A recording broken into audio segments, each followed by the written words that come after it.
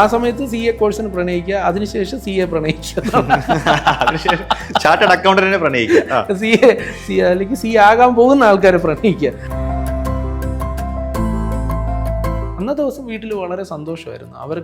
അവർ അഭിമാനത്തോടു കൂടി നാട്ടുകാരോടൊക്കെ സംസാരിക്കുകയല്ലേ.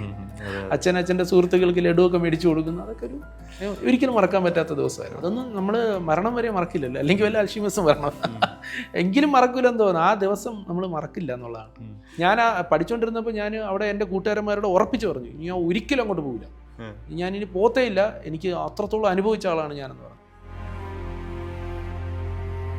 ചില ദിവസങ്ങളിലൊക്കെ സത്യമായിട്ട് പറയുന്നത് 10 കിലോമീറ്ററൊക്കെ ഞാൻ നടന്നിട്ടുണ്ട്. ആ വിഷമം കൊണ്ടാണ്. അതിന് ഞാൻ പറഞ്ഞില്ല, എനിക്ക് നോ പറയാൻ ആരോടും ഈ പറയാനുള്ള ഒരു കഴിവ് ആദ്യമേ ഇല്ല. ഞാൻ ഒറ്റപ്പെട്ട ജീവിതമാണല്ലേ. പഠിക്കുമ്പോഴെന്ന് പറഞ്ഞാൽ മാനസികമായിട്ട് ഭയങ്കര വിഷമമാണ്, തോറ്റ് നിൽക്കുന്ന ഒരു പീരീഡ്. ഞാൻ ടീച്ചിങ് തുടങ്ങിയതിന് ശേഷമാണ് എനിക്ക് ഒരല്പമെങ്കിലും ഇതുപോലെ പബ്ലിക്കായിട്ടൊക്കെ സംസാരിക്കാൻ പറ്റും. അന്ന് വരെ ഞാൻ പബ്ലിക്കായിട്ട് സംസാരിക്കുന്ന ഒരാളല്ല.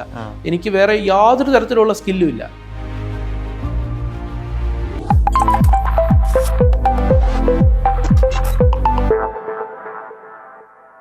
The best advice comes from those who have lived it എന്ന് പറയാറുണ്ട്. നമുക്കൊരു കാര്യത്തിൽ ഒരു അഡ്വൈസ് അല്ലെങ്കിൽ ഒരു ഇൻസ്പിറേഷൻ ഒക്കെ തരാൻ ഏറ്റവും യോജിച്ച ആൾക്കാരെന്ന് പറയുന്നത് ആ കാര്യം അനുഭവിച്ചറിഞ്ഞിട്ടുള്ള ആൾക്കാരിൽ നിന്ന് തന്നെയാണ് അല്ലേ. ഇന്ന് ചാർട്ടേഡ് അക്കൗണ്ടിങ്ങിനെ കുറിച്ചും ചാർട്ടേഡ് അക്കൗണ്ടിന് ആഗ്രഹിക്കുന്നവർ അറിയേണ്ട കാര്യങ്ങളെക്കുറിച്ചൊക്കെ വിശദമായി പറയാൻ വേണ്ടിയിട്ട് നമ്മുടെ കൂടെ ഉള്ളത് ചാർട്ടേഡ് അക്കൗണ്ട് ആയിട്ടുള്ള IIIലെ ഫാക്കൽറ്റി ആയിട്ടുള്ള നമ്മുടെ അരവിന്ദ് സാറാണ്. അപ്പോൾ അരവിന്ദ് സാറിനെ നമുക്ക് വെൽക്കം ചെയ്യാം, ഒപ്പം കുറേ കാര്യങ്ങൾ ചോദിച്ചറിയാം. ഡെഫിനറ്റ്ലി ഈ ഒരു എപ്പിസോഡ് CA സ്വപ്നം കാണുന്ന ആളുകൾ ഒരിക്കലും മിസ്സാക്കരുതാത്ത, നിങ്ങൾക്ക് വളരെ വാല്യുബിൾ ആയിട്ടുള്ള ഒരുപാട് കാര്യങ്ങൾ അറിയാൻ സാധിക്കുന്ന ഒരു എപ്പിസോഡായിരിക്കും എനിക്ക് ഉറപ്പുണ്ട്. So let's welcome Aravind sir. Welcome sir. Okay സാറേ, ഒരു ചാർട്ടേഡ് അക്കൗണ്ടൻ്റ് ആകാൻ ആഗ്രഹിക്കുന്ന കുട്ടികൾ, ഇപ്പോൾ ഞങ്ങൾക്ക് ഒരുപാട് വെബിനാർസൊക്കെ കണ്ടക്ട് ചെയ്യാറുണ്ട്. അപ്പോൾ നമ്മൾ പല കാര്യങ്ങളും പറഞ്ഞു കൊടുക്കാറുണ്ട്, കോഴ്സിൻ്റെ സ്ട്രക്ചർ, അതിൻ്റെ എക്സാം പാറ്റേണൊക്കെ. അപ്പം അൾട്ടിമേറ്റ്ലി കുട്ടികൾ ചോദിക്കുന്ന ചോദ്യങ്ങളിലൊന്ന്, ഒരു ചാർട്ടേഡ് അക്കൗണ്ടൻ്റ് ആയിട്ടുള്ള ഫാക്കൽറ്റി ഉണ്ടെങ്കിൽ അവരോട് ചോദിക്കും, നിങ്ങൾ എങ്ങനെയാണ് ഈ എക്സാമിനെ ഫേസ് ചെയ്തത്, നിങ്ങൾ കടന്നുപോയ വഴികൾ എന്തൊക്കെയാണെന്നുള്ളത്. അപ്പം അവർക്ക് വേണ്ടിയിട്ടാണ് ഞാൻ എന്നാ ചോദ്യങ്ങൾ ചോദിക്കുന്നത്. ഞാൻ കേട്ടിട്ടുള്ള കുറേ ക്വസ്റ്റ്യൻസ് എൻ്റെ മൈൻഡിലുണ്ട്. So let's start like this. ഒരാൾ ചാർട്ടേഡ് അക്കൗണ്ടൻ്റ് ആകാം എന്ന് തീരുമാനിക്കുന്നതിന് പല കാരണങ്ങളുണ്ടാവും, പല ഫാക്ടേഴ്സ് ഉണ്ടാവും. സാർ ആ ഡിസിഷൻ എടുക്കുന്നത് എന്തൊക്കെ കാരണങ്ങളുടെ പുറത്താണ്, അല്ലെങ്കിൽ എന്തൊക്കെ കാരണങ്ങളുടെ പുറത്താവണം ഒരാൾ CA ആവാൻ ആഗ്രഹിക്കേണ്ടത്? അങ്ങനെ ഉണ്ടല്ലോ, why should one become A CA എന്നുള്ളതാണ്. അപ്പോൾ സാറിൻ്റെ ഒരു എക്സ്പീരിയൻസ് എന്താണ് ഉത്തരം?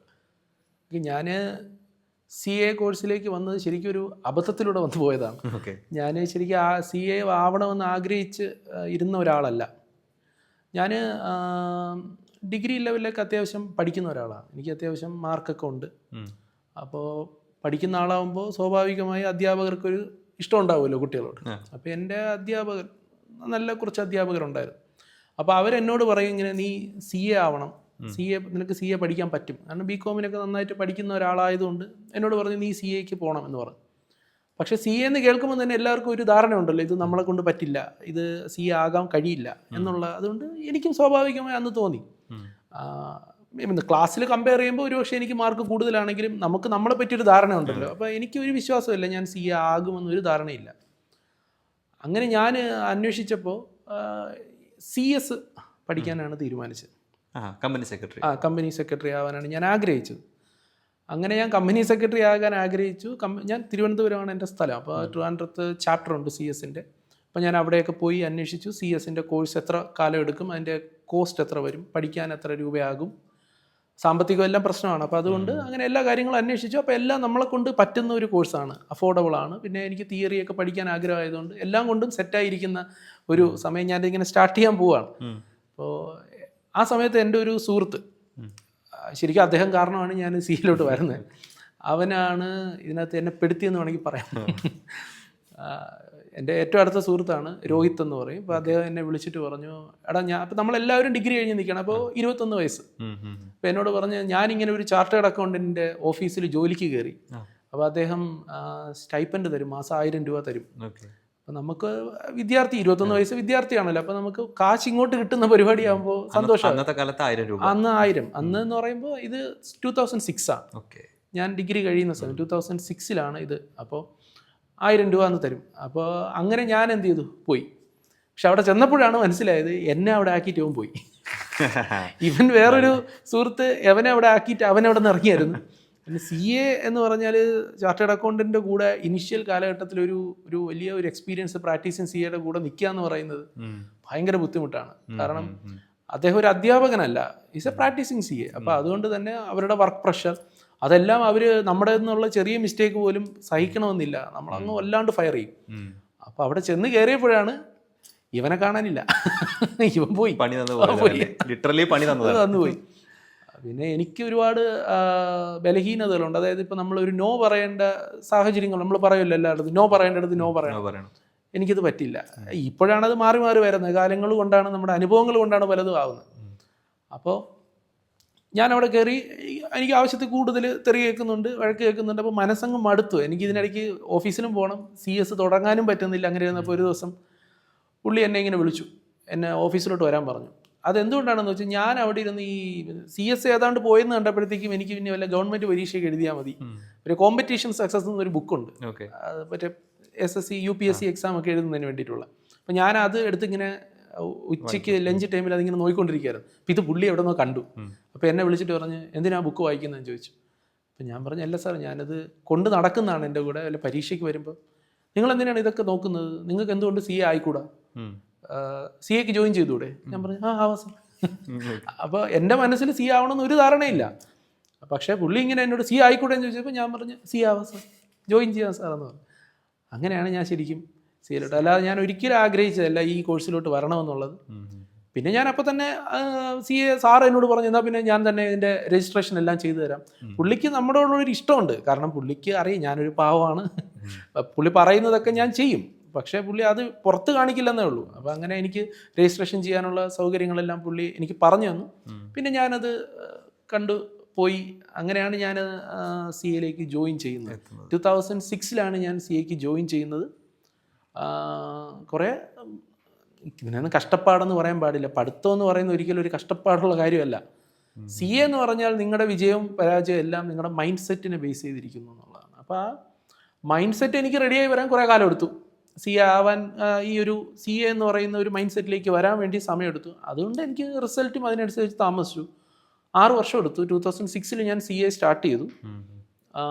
ഇൻ്റർമീഡിയറ്റ് ആദ്യത്തെ അറ്റംപ്റ്റിൽ തന്നെ ഞാൻ പാസ്സായി. പക്ഷേ ഫൈനലൊക്കെ നമുക്ക് ഒരുപാട് സമയമെടുത്തു. ഞാൻ 6 അറ്റംപ്റ്റ് എടുത്തു പാസ്സാവാൻ. അങ്ങനെ 2012 ഞാൻ ക്ലിയർ ആവുന്നത്, CA ആവുന്നത്. ഇപ്പോൾ 12 വർഷം കംപ്ലീറ്റ് ആയി. സെപ്റ്റംബർ 5 ആയപ്പോൾ ഞാൻ അന്ന് ടീച്ചേഴ്സ് ഡേ ആണ്, അതാണ് എൻ്റെ എൻറോൾമെന്റ് ഡേറ്റ്, അതാണ് കറക്റ്റ് ദിവസം. അപ്പോൾ 12 വർഷമായി ഇപ്പോൾ 2024 ആയി. അതൊരു വലിയ സ്പാൻ ഓഫ് ടൈം തന്നെയാണ്. അതെ. ഞാൻ അപ്പോൾ തന്നെ ടീച്ചിങ്ങിലോട്ട് വന്നായിരുന്നു. ആ സമയത്ത് തന്നെ 2012 തന്നെ ടീച്ചിങ്ങിലോട്ട് വന്നായിരുന്നു. ഇപ്പോൾ 12 വർഷം കംപ്ലീറ്റ് ആയി.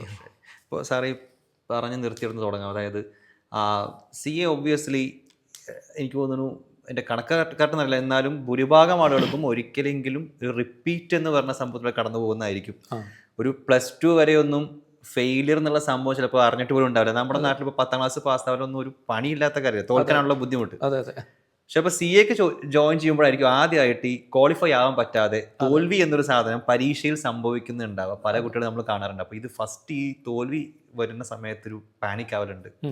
അപ്പം ഈ CA എടുക്കുന്ന ആളെ സംബന്ധിച്ച് ഫെയിലിയർ എന്ന് പറയുന്ന ചലഞ്ചിനെ ഞാൻ അങ്ങനെ യൂസ് ചെയ്യാം, എങ്ങനെ ഫേസ് ചെയ്യാം എന്നുള്ളൊരു ക്വസ്റ്റ്യൻ എങ്ങനെയായിരിക്കും സാർ ആൻസർ പറയാം? ഇപ്പോൾ സാർ ആ അറ്റംപ്റ്റ് എടുത്ത ആളാണ്, so how should we face that setback എന്ന് ചോദിച്ചു കഴിഞ്ഞാൽ? ഈ പരാജയം ഒരു മനുഷ്യനെ എങ്ങനെ അഫക്റ്റ് ചെയ്യുന്നുള്ളത് ബേസിക്കലി അവൻ്റെ സ്വഭാവത്തെയൊക്കെ ബേസ് ചെയ്തിരിക്കും, അവൻ്റെ ചുറ്റുപാടുകളെ ബേസ് ചെയ്തിരിക്കും. ഈ പരാജയത്തിൻ്റെ പ്രധാന പ്രശ്നം എന്ന് പറഞ്ഞാൽ, പരാജയത്തെ നേരിടണമെന്നുണ്ടെങ്കിൽ ഒരു മനക്കെട്ടി വേണമല്ലോ. ഇപ്പോൾ ഈ പറഞ്ഞ വളരെ കറക്റ്റാണ്. നമ്മുടെയൊക്കെ തന്നെ സ്റ്റുഡൻസ് +2-നൊക്കെ 97, 10ാം ക്ലാസ്സിലല്ലോ കേട്ടോ, +2-ന് 97% ഒക്കെ മേടിച്ച കുട്ടികൾ തന്നെ ഫസ്റ്റ് അറ്റംപ്റ്റ് ഇൻ്റർമീഡിയറ്റും CA CMA CS എക്സിക്യൂട്ടീവ് ഒക്കെ പാസ്സാവാതെ പോകുമ്പോൾ ഇതും ഒറ്റ തവണ എഴുതി മനമെടുത്ത് നിർത്തി പോകുന്നവരുണ്ട്. അപ്പോൾ ഇത് ഫേസ് ചെയ്യാന്ന് പറഞ്ഞാൽ ഒന്നുകിൽ അതിനുള്ള മനക്കെട്ടി ഉണ്ടാവണം, അല്ല അവന് ഏറ്റവും വേണ്ടത് ഒരു മോട്ടിവേഷനാണ്. അത് വീട്ടിൽ നിന്നാണ്. പ്രധാനമായും പാരൻസിൻ്റെ സപ്പോർട്ട് ഇല്ലാതെ ഒരു വ്യക്തിക്ക് ഇതുപോലുള്ള കോഴ്സുകൾ പാസ്സായി വരാൻ വളരെ ബുദ്ധിമുട്ടാണ്. അപ്പോൾ ഒരു കമ്പാരിസൺ ഇല്ലാതെ പൂർണ്ണമായ ഒരു പിന്തുണ കൊടുത്താലേ ഇതുപോലുള്ള കോഴ്സുകൾ പാസ്സാവാൻ പറ്റത്തുള്ളൂ. ഇപ്പം ഞാൻ ഒറ്റ മകനാണ്, ഞാൻ ഒരാളേ ഉള്ളൂ. പക്ഷേ എൻ്റെ അച്ഛനും അമ്മയും സാമ്പത്തികമായി വളരെ ലോവർ ലെവലിലുള്ള ആൾക്കാരാണ്. പക്ഷേ അവരെനിക്ക് ഒരു മകനെ ഉള്ളതുകൊണ്ട് അവർക്ക് വേറെ ബാധ്യതകളില്ല, മകളില്ല, കല്യാണം കഴിപ്പിച്ച് അങ്ങനത്തെ വിഷയങ്ങളൊന്നുമില്ല. അതുകൊണ്ട് അവരാൽ കഴിയുന്നിടത്തോളം എന്നെ സപ്പോർട്ട് ചെയ്തു, എന്നെ പഠിപ്പിച്ചു. പഠിക്കാൻ നീ എത്ര അറ്റംപ്റ്റ് വേണമെങ്കിലും എഴുതിയോ, നീ പഠിച്ചോ എന്ന് പറഞ്ഞ് കൂടെ നിന്നു. ആ ഒരു സപ്പോർട്ടാണ് വേണ്ടത്. ഇപ്പോൾ നമ്മളിവിടെ അഡ്മിഷനൊക്കെ വരുമ്പോഴും ഞാൻ മാതാപിതാക്കളോട് പറയുന്നൊരു കാര്യം, കുട്ടികളോട് ഫസ്റ്റ് വരുമ്പോൾ നമ്മൾ സംസാരിക്കുമല്ലോ, അപ്പം പാരൻസിനോട് പറയുന്നൊരു കാര്യം ഇത്രേ ഉള്ളൂ, അതായത് നിങ്ങൾ കൂടെ ഉണ്ടാവണം. അപ്പം അത് ആ കൂടെ അവരില്ല എന്നുണ്ടെങ്കിൽ നമുക്കൊരിക്കലും പാസ്സായി വരാൻ പറ്റത്തില്ല. കാരണം ഇത് നമ്മുടെ മൈൻഡ്, ഞാൻ നേരത്തെ പറഞ്ഞതുപോലെ മൈൻഡ് സെറ്റാണ്. കോഴ്സിനെ നിങ്ങൾ എങ്ങനെയാണ് അപ്രോച്ച് ചെയ്യുന്നത് എന്നുള്ളതാണ്. ഇതൊരു കുട്ടി പഠിച്ചുകൊണ്ടിരിക്കുന്ന കുട്ടി, അവൻ്റെ ഫസ്റ്റ് പ്രിഫറൻസ് ആയിരിക്കണം ഈ കോഴ്സും പഠിത്തവും. ഇപ്പം ഇവിടുന്ന് 5 മണിക്ക് ക്ലാസ് കഴിഞ്ഞ് പോകുന്ന ഒരുത്തൻ അടുത്ത ദിവസം രാവിലെ 9 മണിക്ക് വരുന്നുള്ളൂ. ഈ 5 മണിക്ക് ഇറങ്ങി പോകുന്ന അവൻ അടുത്ത രാവിലെ 9 മണിക്ക് വരുമ്പോൾ ഇതിനിടയിൽ 16 മണിക്കൂറുണ്ട്. ഈ 16 മണിക്കൂർ അവൻ എന്തിനാണ് പ്രിഫറൻസ് കൊടുക്കുന്നത്? നമ്മുടെ ക്ലാസ്സിൽ അവൻ 8 മണിക്കൂർ ഇരിക്കുന്നുള്ളൂ. ബാക്കി 16 മണിക്കൂർ അവൻ എന്തിനാണ് പ്രിഫറൻസ് കൊടുക്കുന്നത്? അതിലാണ് അവൻ്റെ വിജയം പരാജയം. ഇവിടെ നമുക്ക് എത്ര പഠിപ്പിക്കാൻ പറ്റും അവനെ? ഇപ്പം ഞാൻ എത്ര ലളിതമായ ഒരു കാര്യം പറഞ്ഞാലും ആ ഒരു വിദ്യാർത്ഥിയുടെ തലയിലേക്ക് ഞാൻ ഉദ്ദേശിക്കുന്ന കാര്യം കയറില്ല. ഒരു പരിമിതിയുണ്ട്. 50% മുതൽ 70% വരെ എത്ര ടോപ്പായിട്ടുള്ള കുട്ടിയുടെ തലയും കയറത്തുള്ളൂ. അപ്പോൾ അവൻ അതിനെന്ത് പ്രിഫറൻസ് കൊടുക്കുന്നു? അവൻ നേരെ വീട്ടിൽ പോയിട്ട് അവന് തോന്നണം, എനിക്ക് സി എക്കാണ്, ഞാൻ പഠിക്കുന്ന കോഴ്സിനാണ് ഇമ്പോർട്ടൻസ്. അത് കൊടുക്കാതെ എന്താണ്, വേറെ ഉടനെ തന്നെ ഇൻസ്റ്റാഗ്രാം എടുക്കുന്നു, റീൽസ് കാണുന്നു, അല്ലെങ്കിൽ വേറെ ചാറ്റ്, വേറെ ബന്ധങ്ങൾ, ഇതിലോട്ടാണ് കൂടുതൽ പ്രിഫറൻസ് കൊടുക്കുന്നതെങ്കിൽ ബുദ്ധിമുട്ടാണ്, നല്ല രീതിയിൽ ബുദ്ധിമുട്ടും. അങ്ങനെയുള്ളവർക്കാണ് ഇത് പാസ്സായവർ. അപ്പോൾ അവൻ അതിന് മുൻഗണന കൊടുക്കണമെന്നുള്ളതാണ്. ഇപ്പോൾ ചോദിച്ച ചോദ്യം, സ്ട്രെസ് എങ്ങനെ, ഈ തോൽവി എങ്ങനെ ഫേസ് ചെയ്യുന്നുള്ളതാണ്. തോൽവിയെ ഫേസ് ചെയ്യണമെങ്കിൽ വീട്ടുകാരുടെയും സുഹൃത്തുക്കളുടെയും അധ്യാപകരുടെയും ഒക്കെ പിന്തുണ വേണം. അപ്പോൾ നമ്മളിവിടെ നിന്ന് അത് ചെയ്യുന്നുണ്ട്. പരാജയപ്പെട്ടു പോയ കുട്ടികളെയും നമ്മൾ തിരിച്ച് വിളിക്കുന്നുണ്ട്, അവരെ നിങ്ങൾ തിരിച്ചു വരൂ. അതുപോലെ തന്നെ നമ്മൾ ഓഫ്ലൈൻ ക്ലാസ് കൊടുക്കാൻ പറ്റാത്തവർക്ക് ഓൺലൈൻ ക്ലാസ് വീണ്ടും കൊടുക്കുന്നുണ്ട്. ഇപ്പോൾ നമ്മൾ CMA വജ്ര ബാച്ച് പോലുള്ള സ്റ്റാർട്ട് ചെയ്യുന്നുണ്ട്. അത് കൂടെ നിൽക്കുക എന്നുള്ളതാണ്. തോറ്റവരുടെ കൂടെ നമ്മളെപ്പോഴും നിൽക്കണം എന്നുള്ളത്. അങ്ങനെ അവരൊക്കെ വിജയിച്ച് വരാൻ പറ്റും. സാർ ഈ പറഞ്ഞ പോലെ റിപ്പീറ്റ് എടുക്കുന്ന സമയത്ത് ഏതെങ്കിലും ഒരു ഘട്ടത്തിലെങ്കിലും അങ്ങനെ ഒരു തോന്നലുണ്ടായിട്ടുണ്ടോ? അതായത് ഇത് വർക്കാവുന്നില്ല എന്നൊരു നെഗറ്റീവ് തോട്ടിലേക്ക് ഞാൻ ചോദിക്കാം. സാധാരണയാണല്ലോ ആ തോന്നലുണ്ടാവുന്നത്. അങ്ങനെ വന്നപ്പോൾ എങ്ങനെയായിരിക്കും അത് മറികടന്നിട്ടുണ്ടാവുക? അങ്ങനെ ഒരു ഫാക്ടർ ആരെങ്കിലും ഉണ്ടായിരുന്നു? ഞാൻ CA ആവുന്നത് 27ാമത്തെ വയസ്സിലാണ്. അപ്പോൾ 21 ഞാൻ സ്റ്റാർട്ട് ചെയ്തു. 6 വർഷം ഡിഗ്രി കഴിഞ്ഞ് സ്റ്റാർട്ട് ചെയ്ത് 27ാമത്തെ വയസ്സിൽ സ്റ്റാർട്ട് ചെയ്യുമ്പം എനിക്ക് തൊഴിലില്ലാതെ ഒരു 27 വയസ്സുള്ള ഒരു ചെറുപ്പക്കാരൻ വീട്ടിലൊരു മുറിയിൽ പാരൻസിൻ്റെ ചിലവിൽ നിൽക്കുക എന്ന് പറയുന്നത് വലിയ ബുദ്ധിമുട്ടുള്ളൊരു കാര്യമാണ്. നമുക്ക് പുറത്തിറങ്ങാൻ പറ്റത്തില്ല. പുറത്തിറങ്ങിയാൽ ആൾക്കാർ ചോദിക്കും എന്ത് ചെയ്യുന്നു എന്ന് ചോദിക്കും. നാട്ടുകാരുടെ, വീട്ടുകാരുടെ, കുടുംബം എല്ലാം ഫേസ് ചെയ്യണ്ടേ. അപ്പോൾ ഈ പ്രശ്നം എന്താണെന്ന് വെച്ച് കഴിഞ്ഞാൽ, സത്യസന്ധമായി പറഞ്ഞാൽ എനിക്ക് നമ്മളെപ്പറ്റി തന്നെ ഒരു ധാരണ ഉണ്ടാവുമല്ലോ. അപ്പോൾ എന്നെപ്പറ്റി എനിക്ക് തന്നെ അറിയാം, എനിക്ക് വേറെ ഒന്നും അറിയില്ല. ഞാൻ ആദ്യമേ ഈ പഠിത്തം മാത്രമേ ഉള്ളൂ, അല്ലാതെ എനിക്ക് വേറെ ഈ പറഞ്ഞതുപോലെ ഇപ്പോഴാണ് ഞാൻ സംസാരിക്കുന്നത്. ഞാൻ ടീച്ചിങ് തുടങ്ങിയതിന് ശേഷമാണ് എനിക്ക് ഒരല്പമെങ്കിലും ഇതുപോലെ പബ്ലിക്കായിട്ടൊക്കെ സംസാരിക്കാൻ പറ്റും. അന്ന് വരെ ഞാൻ പബ്ലിക്കായിട്ട് സംസാരിക്കുന്ന ഒരാളല്ല. എനിക്ക് വേറെ യാതൊരു തരത്തിലുള്ള സ്കില്ലും ഇല്ല. സ്കില്ലില്ലെന്ന് വെച്ചാൽ വേറെ എനിക്ക് ഒരു വരുമാനം ജനറേറ്റ് ചെയ്യാനുള്ള സ്കില്ല് എനിക്കില്ല. അപ്പം ഞാനിങ്ങനെ ആലോചിക്കും, ഞാൻ എന്ത് ജോലി ചെയ്ത് ജീവിക്കുക. അപ്പോൾ എനിക്ക് വേറെ ഒരു വഴിയില്ല. അപ്പോൾ ഒരു വഴിയേ ഉള്ളൂ, ഇത് മാത്രമേ ഉള്ളൂ. അപ്പോൾ ഓരോ തവണ തോൽക്കുമ്പോഴും വിഷമം ഉണ്ടാകും, മനസ്സും അടുക്കും, എല്ലാം ശരി തന്നെയാണ്. പക്ഷെ വീണ്ടും പഠിക്കുക എന്നുള്ളത് മാത്രമേ, വേറെ ഒരു ഓപ്ഷൻ ഇല്ല ശരിക്കും. അതൊരു എന്താണ് പറയണത്, ഒരു ജീവൻ മരണ പോരാട്ടം എന്നൊക്കെ പറയില്ലേ, അതുപോലെ എങ്ങനെയെങ്കിലുമൊക്കെ പാസ്സായി വരണം എന്നുള്ളതാണ്. പിന്നെ ആ പരീക്ഷയുടെ അവസാന ആ ഘട്ടത്തിലേക്കൊക്കെ എത്തുമ്പോൾ ഒരു ഭാഗ്യം കൂടി ഉണ്ടായിരുന്നു. അങ്ങനെയാണ് പാസ്സായി വരുന്നത്. ഓക്കെ. ആൻഡ് വൺസ് ഇത് ഇത്രയും സ്ട്രഗിൾ ചെയ്ത് ഇത്രയും സമയമെടുത്ത് ലാസ്റ്റ് ഇത് ക്ലിയർ ചെയ്യുമല്ലോ, ക്ലിയർ ചെയ്ത് കഴിയുമ്പോഴുള്ളൊരു ഫീൽ, അന്ന് സംഭവിച്ചിട്ടുള്ള കാര്യങ്ങൾ അതൊന്നും നമ്മൾ മരണം വരെ മറക്കില്ലല്ലോ. അല്ലെങ്കിൽ വല്ല അൽഷിമസും വരണം, എങ്കിലും മറക്കില്ലെന്ന് തോന്നുന്നു. ആ ദിവസം നമ്മൾ മറക്കില്ല എന്നുള്ളതാണ്. അത് ഒരു ജൂലൈ 19 2012 ജൂലൈ 19 എൻ്റെ റിസൾട്ട് വരുന്നത്. ആ സമയത്ത് ഞാൻ അധ്യാപകനായി തിരുവനന്തപുരത്ത് ഒരു ഇൻസ്റ്റിറ്റ്യൂട്ടിൽ ഞാൻ ജോയിൻ ചെയ്തായിരുന്നു. ജൂലൈയിൽ ഞാൻ മെയിൽ CA പരീക്ഷ ഫൈനൽ എഴുതിയിട്ട് ഞാൻ അധ്യാപകനായിട്ട് കയറിയായിരുന്നു. അപ്പം അന്നത്തെ ദിവസം ഞാൻ ക്ലാസ് എടുത്തില്ല. അന്ന് ഞാൻ ലീവ് പറഞ്ഞു, ഞാൻ വരില്ല എന്ന് പറഞ്ഞു. അപ്പോൾ അന്നത്തെ ദിവസം ഞാൻ വീട്ടിലിങ്ങനെ ഇരിക്കുകയാണ്. അപ്പോൾ എൻ്റെ വളരെ അടുത്തൊരു സുഹൃത്തുണ്ട്, ഗിരീഷ്. പുള്ളി ഞാനും 5ാം ക്ലാസ് മുതൽ ഒരുമിച്ച് പഠിക്കുന്നതാണ്. CA ഒരുമിച്ച് പഠിച്ചു. പക്ഷേ പുള്ളി എന്നെക്കാളും നേരത്തെ CA ആയി. അപ്പോൾ ഞാൻ പാസ്സായി വരണമെന്ന് ഒരുപാട് പേര് ആഗ്രഹിക്കുന്നുണ്ട്. അതിൻ്റെ കൂട്ടത്തിൽ ഒരാളാണ് പുള്ളിയാണ് എന്നെ റിസൾട്ട് വിളിച്ച് പറയുന്നത്. ആ ദിവസം ഞാൻ പാസ്സായി, എടാ പാസ് എന്നിങ്ങനെ പറഞ്ഞപ്പോൾ സന്തോഷം, സ്വാഭാവികമായ സന്തോഷം. ആ സമയത്ത് അമ്മ എൻ്റെ അടുത്താണ്. ഇപ്പം അമ്മ ഇല്ല, അമ്മ മരിച്ചുപോയി. അപ്പോൾ അന്നത്തെ ദിവസം അമ്മ അത് കേട്ടപ്പോൾ തന്നെ അമ്മ ഭയങ്കര കരച്ചിലായിരുന്നു. അപ്പോൾ അന്നത്തെ ദിവസം നമുക്ക് ഒരിക്കലും മറക്കില്ല. ഞാൻ ക്ലാസ്സിൽ വിളിച്ച് പറയുന്നു, കുട്ടികൾ വലിയ കൈയടി, നമ്മുടെ സ്റ്റുഡൻസ് അവിടെ ഇരിക്കുകയാണല്ലോ, അവിടെ ഫോണിൽ കൂടെ എനിക്ക് കേൾക്കാം. അപ്പോൾ അന്നത്തെ ദിവസം ഒരിക്കലും മറക്കില്ല എന്നുള്ളതാണ്. അത് എനിക്ക് ഏറ്റവും കൂടുതൽ സന്തോഷം തരുന്ന, ഞാൻ പാസ്സായിരിക്കും 27 വയസ്സാകുമ്പോൾ അതേപോലെ സ്ട്രെസ് എൻ്റെ മാതാപിതാക്കൾക്കുണ്ടല്ലോ. അവരും ഒരു ഉത്തരം മുട്ടിയിരിക്കുകയാണല്ലോ എന്താണെന്നുള്ളത്. അപ്പോൾ അന്നത്തെ ദിവസമാണ് ഞാൻ കണ്ടിട്ടുള്ള എൻ്റെ അച്ഛനും അമ്മയും ഒരുപാട് ദിവസത്തിന് ശേഷം വീട്ടിൽ സന്തോഷമുള്ളൊരു ദിവസമാണ്. വീട്ടിൽ സന്തോഷമില്ല, ഇത്രയും നാളായിട്ട് വീട്ടിലൊരു സന്തോഷമില്ല. കാരണം നമ്മൾ 3 പേരല്ലേ ഉള്ളൂ. അവിടെ എപ്പോഴും ഒരു ദുഃഖം തളം കെട്ടി നിൽക്കുകയാണ്. എന്ന് വെച്ചാൽ ഒന്നും എത്തുന്നില്ല, ഒരിടത്തും എത്തുന്നില്ല. അന്നത്തെ ദിവസം വീട്ടിൽ വളരെ സന്തോഷമായിരുന്നു. അവർ അഭിമാനത്തോടു കൂടി നാട്ടുകാരോടൊക്കെ സംസാരിക്കുകയല്ലേ. അച്ഛൻ്റെ സുഹൃത്തുക്കൾക്ക് ലഡുവൊക്കെ മേടിച്ചു കൊടുക്കുന്നു. അതൊക്കെ ഒരിക്കലും മറക്കാൻ പറ്റാത്ത ദിവസമായിരുന്നു. ഓക്കെ. ആൻഡ് ആഫ്റ്റർ ദാറ്റ് ക്വാളിഫൈന് ശേഷം ഒരു ചാർട്ടേഡ് അക്കൗണ്ട് സംബന്ധിച്ച് കുറേ ഓപ്ഷൻസ് ഉണ്ടല്ലോ. ഇപ്പോൾ എംപ്ലോയ്മെൻറ്റ്, പ്രാക്ടീസ് ചെയ്യാം. ഇപ്പോൾ സാർ ഓൾറെഡി അധ്യാപനം സ്റ്റാർട്ട് ചെയ്തിട്ടുണ്ട്. അപ്പോൾ സാർ അതിനുശേഷം എങ്ങനെയായിരുന്നു കരിയർ എങ്ങനെ ഡെവലപ്പ് ചെയ്യണം, അങ്ങനെ ഒരു പ്ലാൻ ഉണ്ടായിരുന്നു? What was your plan? ഇപ്പോൾ സാർ ഇപ്പോൾ എത്തി നിൽക്കുന്ന ഒരു 12 വർഷത്തിനടക്കം സംഭവിച്ചിട്ടില്ല ആസ് എ CA, അതൊന്ന് നെറ്റ്ഷലായിട്ട് പറഞ്ഞു. ഞാൻ പറഞ്ഞല്ലോ, ഞാനൊരു ഒരു അന്തർമുഖനായിട്ട് ഒരു വ്യക്തിയാണ്. അപ്പോൾ എനിക്ക് നന്നായിട്ട് അറിയാം, എനിക്കൊരു ഇൻ്റർവ്യൂവിനൊക്കെ പോയിട്ട് എനിക്കൊരിക്കലും ഒരു എക്സ്പ്രസ് ചെയ്തൊരു ജോലി മേടിക്കാനുള്ള കഴിവൊന്നും എനിക്കില്ല. അപ്പോൾ ഞാനിങ്ങനെ ആലോചിക്കുമായിരുന്നു, ഞാൻ ഈ തിരുവനന്തപുരത്ത് എൻ്റെ വീടിനടുത്ത് നിന്നൊരു 5-6 കിലോമീറ്ററിനകത്തൊക്കെ യാത്ര ചെയ്ത് ഒരു 10-40,000 രൂപ ശമ്പളം മേടിക്കുന്നൊരു ജോലി എനിക്ക് അന്ന് ഞാൻ വിചാരിക്കുക, അത് കിട്ടിയെങ്കിൽ ഞാൻ സെറ്റിലായി. ഹാപ്പി. എനിക്ക് അന്ന് അത്രയും കിട്ടിയാൽ എനിക്ക് എല്ലാ സേവിങ്സ് ആണ്, ഞാൻ നല്ല രീതിയിൽ കുടുംബം പോകും, പിന്നെ വേണമെങ്കിൽ ഒരു കല്യാണം കഴിക്കുക, ഇതൊക്കെയാണ് എൻ്റെ ആഗ്രഹം. അങ്ങനെ ഞാൻ ഇരിക്കുകയാണ്. അപ്പോൾ ഞാൻ ഈ ടീച്ചിങ്ങും അറിയാതെ വന്ന് പെട്ടുപോയതാണ് പല കാര്യങ്ങൾ ഇതുപോലെ. അപ്പോൾ അങ്ങനെ ടീച്ചിങ്ങിൽ ഞാനങ്ങ് സ്റ്റാർട്ട് ചെയ്തു. സത്യം പറയുമ്പോൾ ഞാൻ 12 വർഷം കംപ്ലീറ്റ് ആവുക എന്ന് പറഞ്ഞാൽ അതൊരു ഭാഗ്യമാണ്. എനിക്ക് വലിയ നെഗറ്റീവ് ഒരു കമൻറ്റോ അല്ലെങ്കിൽ ഒരു അഭിപ്രായമോ പലയിടത്തുനിന്നും ഉണ്ടായിട്ടില്ല. അപ്പോൾ ടീച്ചിങ് സ്റ്റാർട്ട് ചെയ്തതിന് ശേഷം ഒരു മേളിലോട്ട് പോകേണ്ട ഒരു അവസ്ഥ എനിക്ക് ഉണ്ടായിട്ടുള്ളൂ. ഒരിക്കലും ടീച്ചിങ്ങിൽ എനിക്ക് താഴോട്ട് ഇതിൻ്റെ ഈ 12 വർഷത്തെ കരിയറിൽ എനിക്ക് വന്നിട്ടില്ല എന്നുള്ളതാണ്. അപ്പോൾ ഞാൻ വേറൊരു ജോലിയെ പറ്റി അന്വേഷിച്ചില്ല. അപ്പോൾ എനിക്ക് ടീച്ചിങ് എന്താണെന്ന് വെച്ചാൽ CA കൂടി ആയപ്പോഴത്തേക്കും നമുക്കതങ്ങ് ഇഷ്ടപ്പെട്ടു. അത് പിന്നെ കുട്ടികൾ നമ്മളെ സ്വീകരിക്കുന്ന രീതിയെല്ലാം വലിയ മാറ്റമാണ്. അപ്പോൾ അതങ്ങ് താല്പര്യത്തോടെ നിൽക്കുമ്പോൾ അന്ന് ക്യാമ്പസ് പ്ലേസ്മെൻ്റ് നടക്കുന്നുണ്ട്. പക്ഷേ ഈ ക്യാമ്പസ് പ്ലേസ്മെൻറ്റ് പോകണമെന്നുണ്ടെങ്കിൽ ഞാൻ 6ാമത്തെ അറ്റംപ്റ്റിൽ പാസ്സായ ആളാണ്. അപ്പോൾ എനിക്ക് തന്നെ ധാരണയുണ്ട് ഏത് കമ്പനി ഈ 6ാമത്തെ അറ്റംപ്റ്റ് പാസ്സായവനെ എടുക്കും. അപ്പോൾ അതുകൊണ്ട് ഞാനത് ട്രൈ ചെയ്തിട്ടില്ല. വേറെ ഒരിടത്തും ഞാൻ ജോലിക്ക് അന്വേഷിച്ചിട്ടില്ല, ഞാൻ ഒരിടത്തും ജോലിക്ക് പോയിട്ടില്ല. അന്ന് മുതലേ ഞാൻ ടീച്ചിങ്ങിൽ ഇറങ്ങി. അതിൻ്റെ കൂടെ തന്നെ ഞാനൊരു ഓഫീസ് സ്റ്റാർട്ട് ചെയ്തു. വളരെ താമസിക്കാതെ സ്വന്തമായിട്ടൊരു ഓഫീസ് സ്റ്റാർട്ട് ചെയ്തു. ഞാൻ പഠിപ്പിക്കുന്ന ടാക്സ് ആയതുകൊണ്ട് ടാക്സ് കൺസൾട്ടിങ്, അഡ്വൈസ്, ഓഡിറ്റ് ഇതൊക്കെ എനിക്ക് താല്പര്യമുള്ള വിഷയമാണ്. അങ്ങനെ ഞാനൊരു ഓഫീസ് സ്റ്റാർട്ട് ചെയ്തു. അങ്ങനെ പോയിക്കൊണ്ടിരിക്കുന്നു. നമ്മളെപ്പോഴും ചില പാരൻസ് എത്രയൊക്കെ കുട്ടികൾ പറഞ്ഞാലും നമ്മളടുത്തൊന്ന് ചോദിക്കും, സാറേ ശരിക്കും ജോലി കിട്ടുമോ?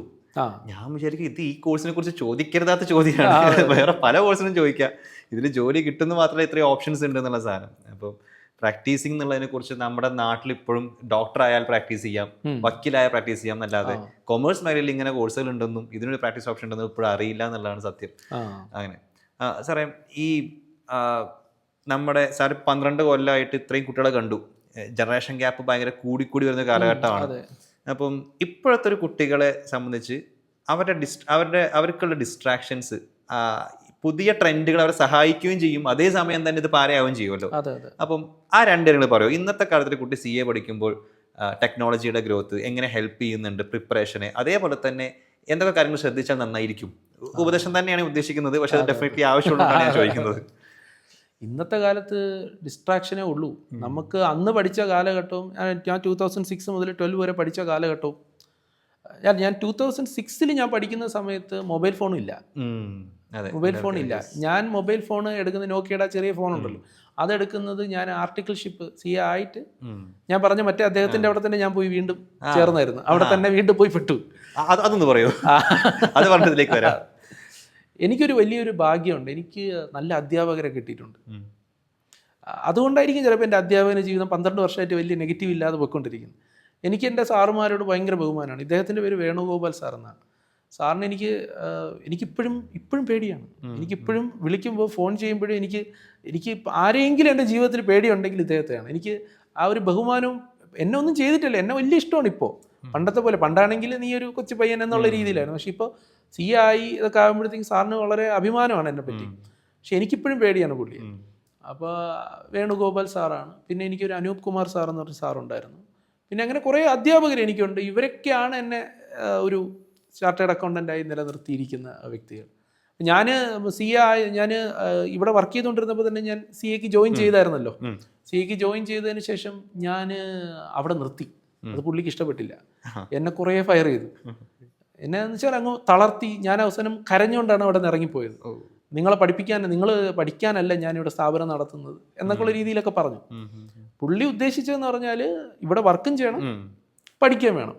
പക്ഷേ എന്നെ കൊണ്ടത് പറ്റില്ല. അപ്പോൾ നമുക്കത് ഒന്നുകിൽ പഠിക്കണം അല്ലെങ്കിൽ ജോലി ചെയ്യണം. അപ്പോൾ ഞാൻ ആർട്ടിക്കിളായിട്ട് വേണമെങ്കിൽ ജോലി ചെയ്യുന്നതിൽ കുഴപ്പമില്ല, പക്ഷേ പഠിച്ചുകൊണ്ടിരിക്കുക തന്നെ വർക്കും കൂടെ ചെയ്യാൻ പറ്റത്തില്ല. അപ്പോൾ ഞാൻ നിർത്തുകയാണെന്ന് പറഞ്ഞപ്പോൾ എന്നെ കുറേ തെറി പറഞ്ഞു. ഞാൻ കരഞ്ഞുകൊണ്ടൊക്കെയാണ് ഇറങ്ങിപ്പോയത്. പക്ഷെ അത് കഴിഞ്ഞതിന് ശേഷം പുള്ളി എന്നെ ഞാൻ പാസ്സായെന്ന് അറിഞ്ഞപ്പോൾ എന്നെ ഇങ്ങോട്ട് വിളിച്ചു, പറഞ്ഞില്ലേ അവിടെ ആർട്ടിക്കിൾഷിപ്പ് ചെയ്യണ്ടേ? ഞാൻ പറഞ്ഞു വരാം സാർ. ഞാൻ പഠിച്ചുകൊണ്ടിരുന്നപ്പോൾ ഞാൻ അവിടെ എൻ്റെ കൂട്ടുകാരന്മാരോട് ഉറപ്പിച്ച് പറഞ്ഞു, ഞാൻ ഒരിക്കലും അങ്ങോട്ട് പോകില്ല, ഞാനിനി പോത്തേ ഇല്ല, എനിക്ക് അത്രത്തോളം അനുഭവിച്ച ആളാണ് ഞാനെന്ന് പറഞ്ഞു. പക്ഷെ പുള്ളി വരുന്നില്ലെന്ന് ചോദിച്ചപ്പോൾ വരാം സാർ.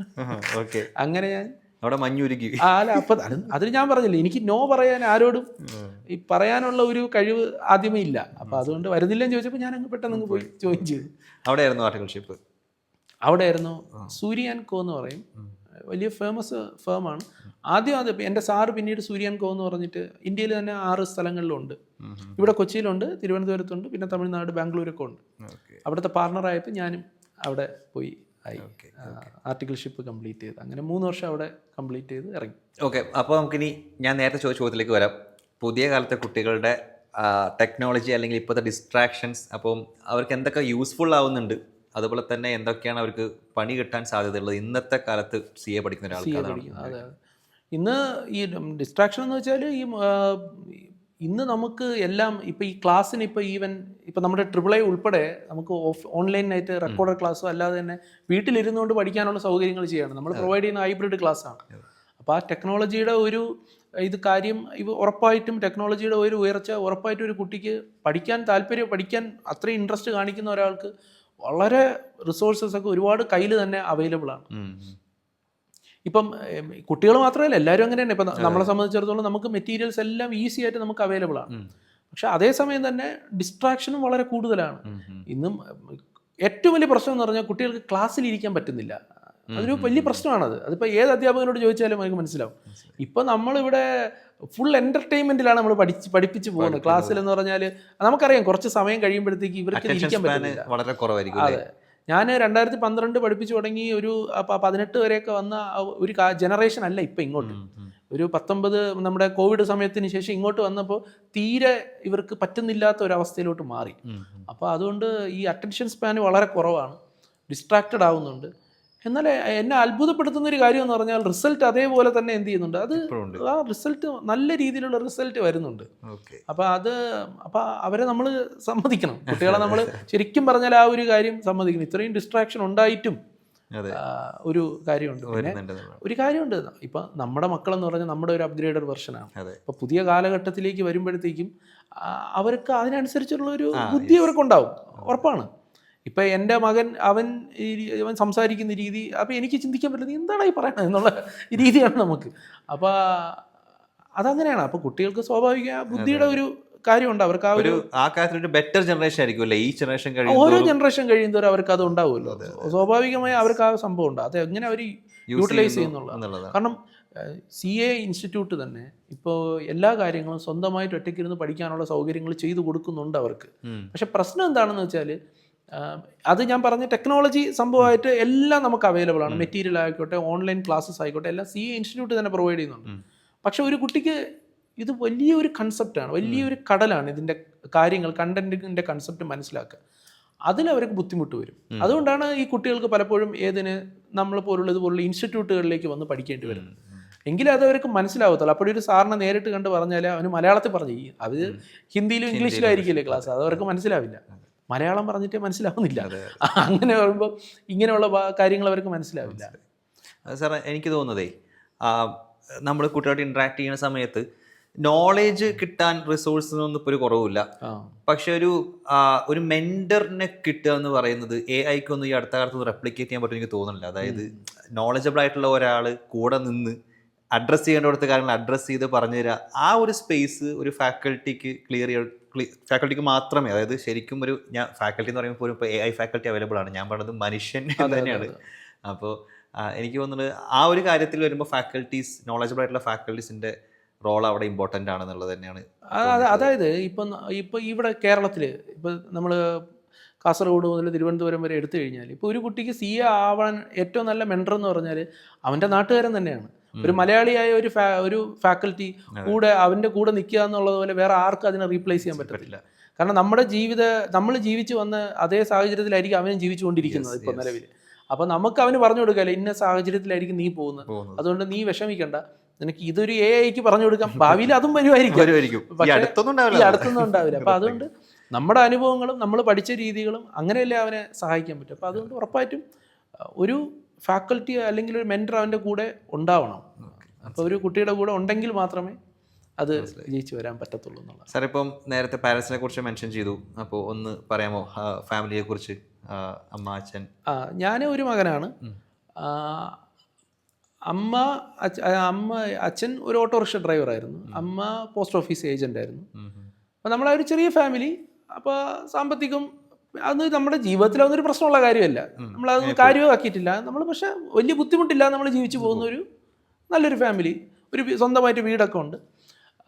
അമ്മയ്ക്ക് ഈ കിഡ്നി പ്രശ്നം വന്നു, ഇപ്പോൾ ഡയാലിസിസിലോട്ട് പോയി. അധികം താമസിക്കാതെ മരിച്ചുപോയി. 2016 മരിക്കുന്നത്, തിരുവോണ ദിവസമാണ് മരിക്കുന്നത്. അന്ന് ഞാൻ വിവാഹം കഴിച്ചിട്ടില്ല. പിന്നീട് ഞാൻ അധികം താമസിക്കാതെ അമ്മയുടെ മരണശേഷം പിന്നെ ഞാനും അച്ഛനും മാത്രമായി. പിന്നെ ഞാൻ വിവാഹം കഴിച്ചു. എൻ്റെ വൈഫ് ലിൻഡ, പിന്നെ ഇപ്പോൾ ഒരു മകനുണ്ട്, ലയണൽ ലിയോ ഉണ്ട്. Lionel Leo? അതെ അതെ, ഞാൻ ഒരു മെസ്സി ഫാനാണ്. തോന്നി, അതാ ഞാൻ കണക്ട് ചെയ്തത്, ലയണൽ ലിയോ. അതെ അതെ. ഓക്കെ. അങ്ങനെ സാറ് അപ്പോൾ സ്പോർട്സിലൊക്കെ അത്യാവശ്യം? എനിക്കറിയാം, ഞാൻ ഇവർക്ക് വേണ്ടി ചോദിക്കുന്നതാണ്. അതെ, അത് ഞാൻ പണ്ട് മുതലേ നമുക്ക് സ്പോർട്സിനോട് നമുക്ക് താല്പര്യമുണ്ട്. അത് ഞാൻ പറഞ്ഞില്ല, എൻ്റെ അധ്യാപകരുടെ കാര്യം പറഞ്ഞപ്പോൾ എനിക്കൊരു അധ്യാപകനുണ്ട്, ജയകുമാർ സാർ എന്ന് പറഞ്ഞ എൻ്റെ സ്കൂളിലെ PT സാറാണ്. അപ്പോൾ അദ്ദേഹം എനിക്ക് വളരെ സ്ട്രോങ് ആയിട്ടുള്ളൊരു മനുഷ്യനാണ്. പുള്ളി ഇപ്പോഴും നമുക്കൊരു റോൾ മോഡലാണ്. ഇപ്പോഴും പുള്ളി നല്ല ഫിറ്റാണ്. അപ്പോൾ അതുകൊണ്ട് പണ്ട് മുതലേ ഞാൻ ക്രിക്കറ്റ്, ഫുട്ബോൾ ഈ 2 ഗെയിമിൽ എനിക്ക് താല്പര്യമുണ്ട്. സ്കൂളിൽ ഇത് 2 ഉണ്ടായിരുന്നു. അപ്പോൾ ഞാനങ്ങനെ സ്കൂൾ ടീമിലൊക്കെ ഉണ്ടായിരുന്നു.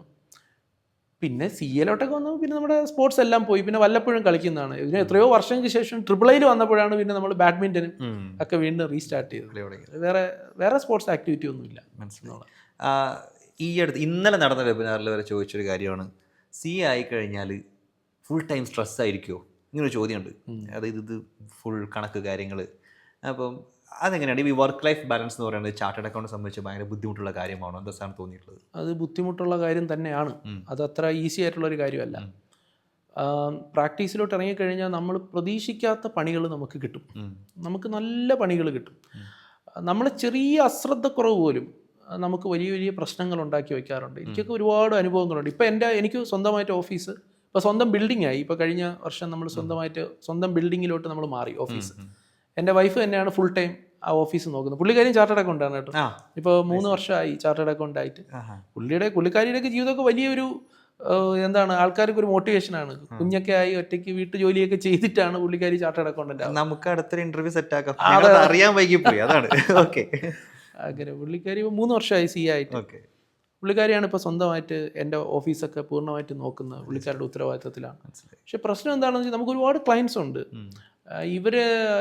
അവർക്കൊക്കെ പറ്റുന്ന ചെറിയ പ്രശ്നങ്ങളിലൊക്കെ എന്ത് സംഭവിക്കുമെന്ന് വെച്ചാൽ ഈ വണ്ടികളൊക്കെ വഴിയിൽ വെച്ച് GST ഡിപ്പാർട്ട്മെന്റ് പിടിക്കുന്നു. അപ്പോൾ നമ്മൾ ക്ലാസ്സിൽ നിൽക്കുമ്പോഴായിരിക്കും കോള് വരുന്നത്. എനിക്ക് എന്താണ് പറയുക, നമ്മൾ തിരുവനന്തപുരം ഭാഷയിൽ കീഴും കിഴക്കും അറിയില്ല എന്ന് പറയാം. എന്താണ് സംഭവിക്കുക നമുക്ക് ഒരു ധാരണയില്ല. പക്ഷെ സാർ ഇങ്ങനെ വണ്ടി പിടിച്ച് എന്തെങ്കിലും ചെയ്യണം. വണ്ടി പിടിച്ച് മധുരയിൽ വെച്ചായിരിക്കും വണ്ടി പിടിച്ചത്. ഞാനിവിടെ നിന്നുണ്ട് എന്ത് പറയാം, ഞാൻ തമിഴിലാണ് അവിടുത്തെ ഓഫീസറോട് സംസാരിക്കുക. അങ്ങനെ നമുക്ക് ഒരുപാട് സ്ട്രെസ്സായിട്ടുള്ള, നമുക്ക് വെച്ചാൽ ചില്ലറ ഫൈനൊന്നുമല്ല, 4 ലക്ഷം 5 ലക്ഷം രൂപ, അപ്പോൾ പെനാൽറ്റി അടിക്കും. ഇങ്ങനെയൊക്കെയുള്ള പ്രശ്നം വരും. അങ്ങനെ നമുക്ക് പിന്നെ ക്ലാസ്സിൽ നിൽക്കുമ്പോൾ നമുക്ക് ടെൻഷൻ, എന്ത് ചെയ്യണമെന്ന് അറിയത്തില്ല. അപ്പോൾ ഇത് കാരണം ഞാൻ വീട്ടിൽ നിന്ന് മാറി ഞാൻ ഇവിടെ എറണാകുളത്തും കോഴിക്കോടായിട്ട് മാറി നിൽക്കുമ്പോഴത്തേക്കും ഇവളുടെ വായിരിക്കണത് കേൾക്കണം ഞാൻ. പ്രഷർ അത് അവൾക്ക് ഒരു പ്രഷർ താങ്ങുന്നതിന് ഒരു പ്രശ്നമുണ്ടല്ലോ. അപ്പോൾ CA എന്ന് പറയുമ്പോൾ നമുക്ക് കൂടെ ആൾ വേണം. മനസ്സിലായി. ഞാൻ ഈ എറണാകുളത്തും കോഴിക്കോടൊക്കെ ഇപ്പോൾ ധൈര്യമായിട്ട് പോകുന്നത് എന്തുകൊണ്ടാണ്? എനിക്ക് ഇവളവിടെ ഉള്ളത് കൊണ്ടാണ്. അപ്പോൾ അവളവിടെ ഉള്ളതുകൊണ്ട് എനിക്ക് ധൈര്യമായിട്ട് മാറി നിൽക്കാം. അപ്പോൾ ഞാൻ ചോദിക്കട്ടെ, ഈ CA ആയിട്ടുള്ള ഭാര്യനെ കിട്ടിയില്ലെങ്കിൽ പിന്നെ ഓപ്ഷൻ അതൊരു വലിയ ഇമ്പോർട്ടൻറ്റ്. ഞാനത് കുട്ടികളോട് നമ്മൾ ഇടയ്ക്ക് കാഷ്വലായിട്ടൊക്കെ സംസാരിക്കാൻ പറയും, നിങ്ങൾ ഇപ്പോൾ പ്രേമമൊക്കെ ഉണ്ടെങ്കിൽ എല്ലാം കട്ട് ചെയ്തോ, ധൈര്യമായിട്ട് നിങ്ങൾ തേച്ചോ, നിങ്ങൾ CA-കാരിയെ തന്നെ കല്യാണം കഴിക്കണം. കാരണം അതൊരു എന്താണ് നിങ്ങളുടെ ലൈഫിൽ ഭാവിയും കൂടെ മുന്നിട്ട് കാണണം. അപ്പോൾ പ്രാക്ടിക്കലായിട്ട് ഒരു CA-കാര് ഇപ്പം ചിലർ പറയും ഇത് ഈഗോ പ്രശ്നമാണ്. അതൊക്കെ പേഴ്സണൽ ആയിട്ടുള്ള കാര്യങ്ങളാണ്, അത് നിങ്ങൾക്ക് ഡീൽ ചെയ്യാൻ പറ്റണം. എനിക്ക് അങ്ങനത്തെ പ്രശ്നം എൻ്റെ ജീവിതത്തിൽ ഇതുവരെ ഉണ്ടായിട്ടില്ല. ഞാൻ വളരെ ഹാപ്പിയാണ്. പുള്ളിക്കാരിയും ഞാനും കൂടെ നല്ലൊരു വൈബിലാണ് പോയിക്കൊണ്ടിരിക്കുന്നത്. അപ്പോൾ നമുക്ക് രണ്ടുപേരും കൂടി ആ വർക്ക് ബാലൻസ് മെയിൻറ്റെയിൻ ചെയ്യാൻ പറ്റുന്നുണ്ട്.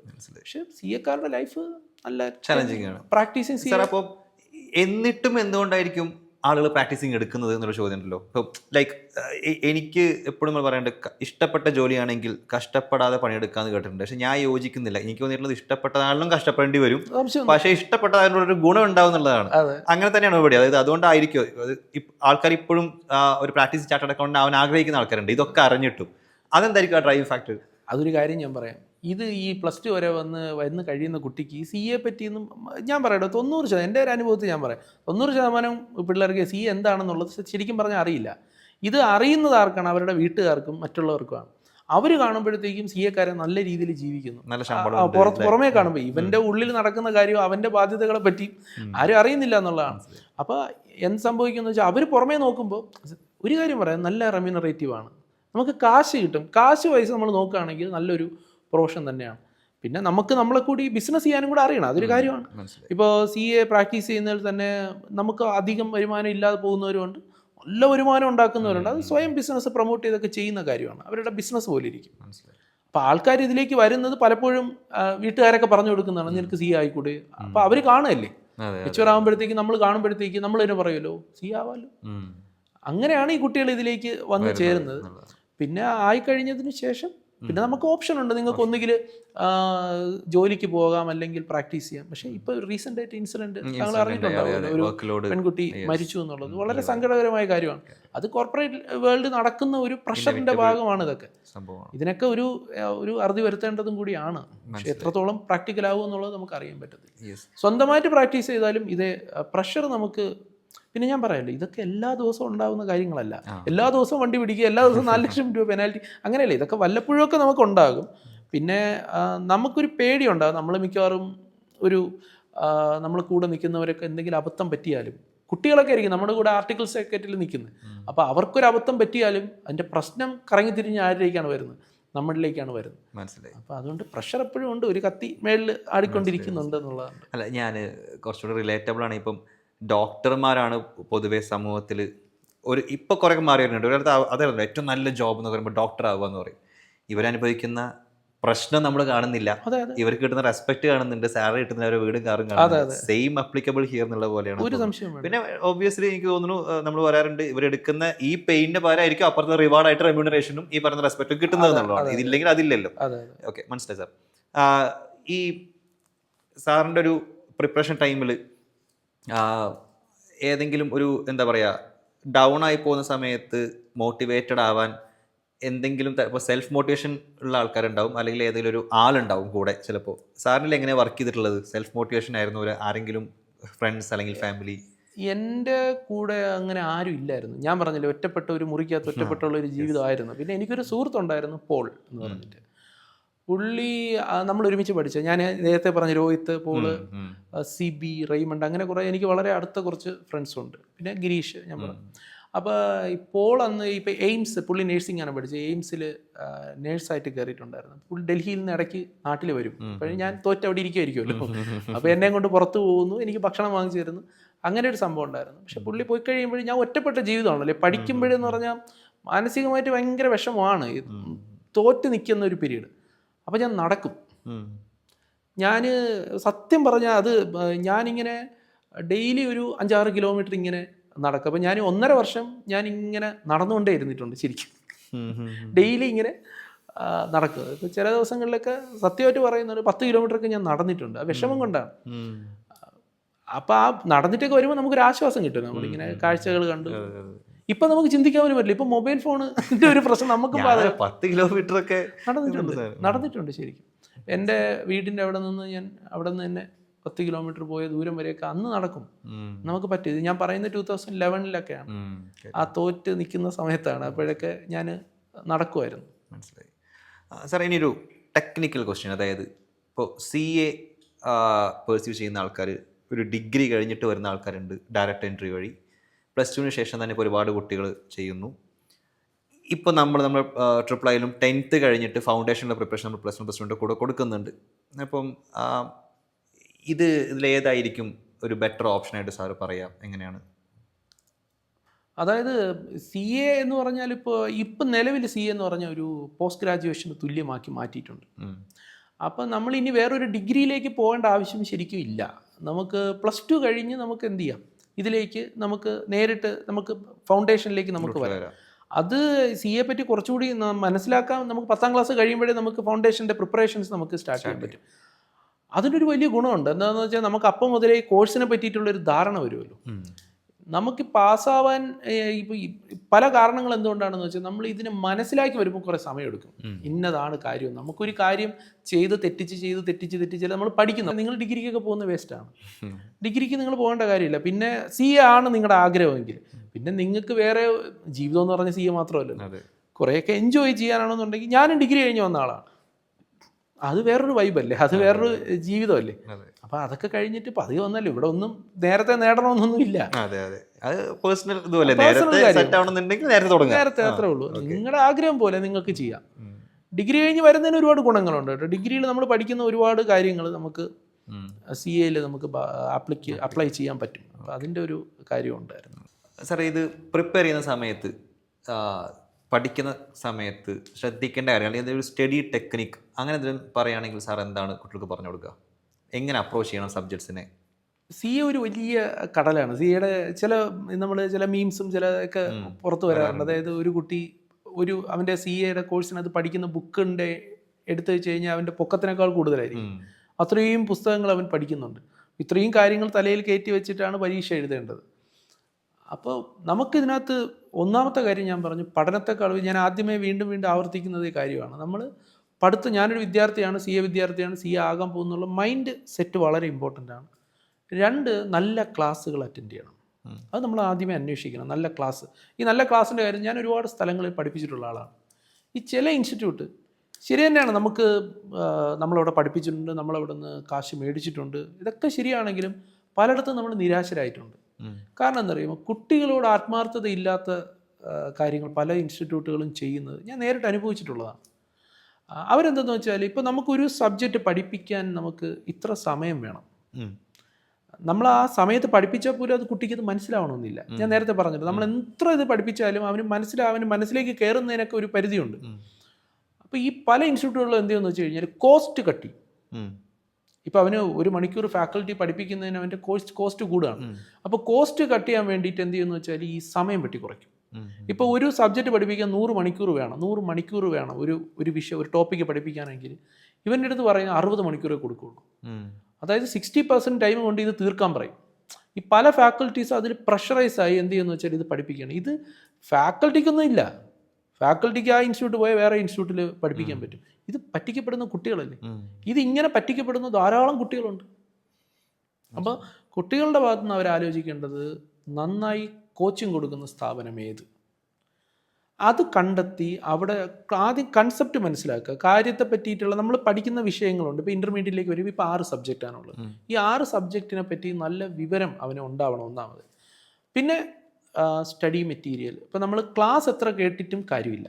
ക്ലാസ്സിനേക്കാൾ ഉപരി എഴുതണം. പരീക്ഷയ്ക്ക് ക്വസ്റ്റ്യൻ എങ്ങനെ വരികയാണെന്നുള്ളത് ആ ക്വസ്റ്റ്യൻ വർക്കൗട്ട് ചെയ്യാനായിട്ട് പറ്റും.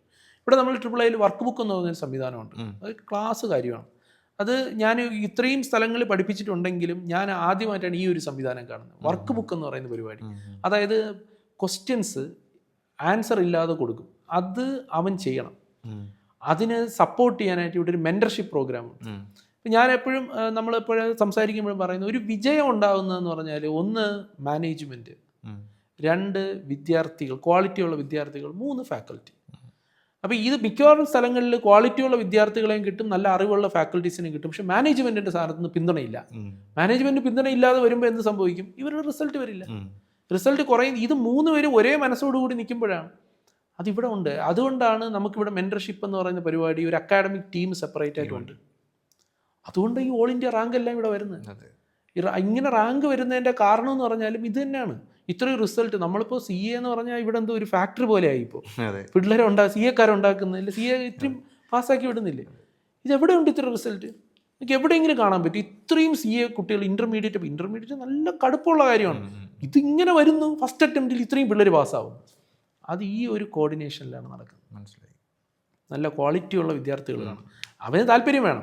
അല്ലാതെ വന്നിരുന്നിട്ട് വെറുതെ ഇരുന്നിട്ട് ചടങ്ങിന് വീട്ടുകാരെ കാണിക്കാൻ വേണ്ടി വരുന്നത് പാസ്സാവില്ല. അത് ഇനിയിപ്പോൾ AAA അല്ല, ഇനി ആരെന്തൊക്കെ ചെയ്താലും പാസ്സാവില്ല. അപ്പോൾ ക്വാളിറ്റിയുള്ള വിദ്യാർത്ഥികളും നല്ല അറിവുള്ള ഫാക്കൽറ്റീസും ഇതിൻ്റെ ഒരു വലിയൊരു ബ്ലെൻഡാണ്. ഈ ഒരു സംഭവത്തിൻ്റെ ഒരു കോമ്പിനേഷനാണ് ഇപ്പോൾ കേരളത്തിൽ ഇവിടെ നടന്നുകൊണ്ടിരിക്കുന്നത് AAAയിൽ.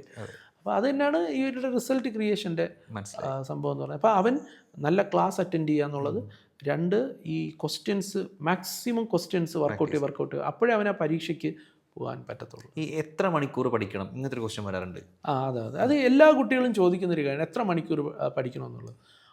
It depends. അത് ഓരോ കുട്ടികളെ ഓരോരുത്തർക്ക്, നമ്മളൊരു കാര്യം വായിക്കുമ്പോൾ നമുക്ക്, ഇപ്പോൾ എനിക്ക് ചില കാര്യങ്ങൾ 3 തവണ വായിക്കുമ്പോഴേ മനസ്സിലാവുള്ളൂ. ഷാസിന് അത് 1 തവണ വായിച്ചാൽ ഇപ്പോൾ ഞാൻ എടുക്കുന്ന സമയത്തിൻ്റെ അത്ര ജയസിന് എടുക്കേണ്ടി വരില്ല. പക്ഷെ ഒരു കാര്യം ഞാൻ പറയാം, നമുക്ക് സ്റ്റഡി ലീവ് എന്ന് പറഞ്ഞൊരു പരിപാടി ഉണ്ടല്ലോ. ക്ലാസ് എല്ലാം കഴിഞ്ഞ് നമ്മൾ പഠനത്തിൽ മാത്രമായിട്ട് പോകുന്നൊരു സമയമുണ്ടല്ലോ. അപ്പോൾ നമ്മൾ മാക്സിമം സമയം പഠിക്കണം. അതായത് ഞാൻ പറയാം, ഒരു 12 മണിക്കൂർ കൂടുതൽ പഠിക്കണം എന്ന് പറയും ഒരു ദിവസത്തിൽ. ഞാൻ പറഞ്ഞു ലാസ്റ്റ് സ്റ്റേജിലൊക്കെ ഞാൻ പഠിച്ചുകൊണ്ടിരുന്ന രാത്രികളിലാണ് പഠിച്ചുകൊണ്ടിരുന്നത്. അപ്പോൾ രാത്രി മുഴുവൻ ഞാൻ പഠിക്കും. പിറ്റേ ദിവസം സൂര്യന് ഉദിച്ചിട്ടായിരിക്കും ഞാൻ ഉറങ്ങാൻ പോകുന്നത്. ഓക്കെ, അപ്പോൾ ഞാൻ രാവിലെ എണീറ്റ് രാവിലെ മുഴുവൻ പഠിക്കും. രാവിലെ ഞാൻ എന്ത് ചെയ്യും? ഉറങ്ങും. പിന്നെ ഒരു ബ്രേക്ക്ഫാസ്റ്റ് ഒന്നും കഴിക്കുന്നുണ്ടാവില്ല. ഉച്ചയൊക്കെ ആകുമ്പോൾ എണീക്കും.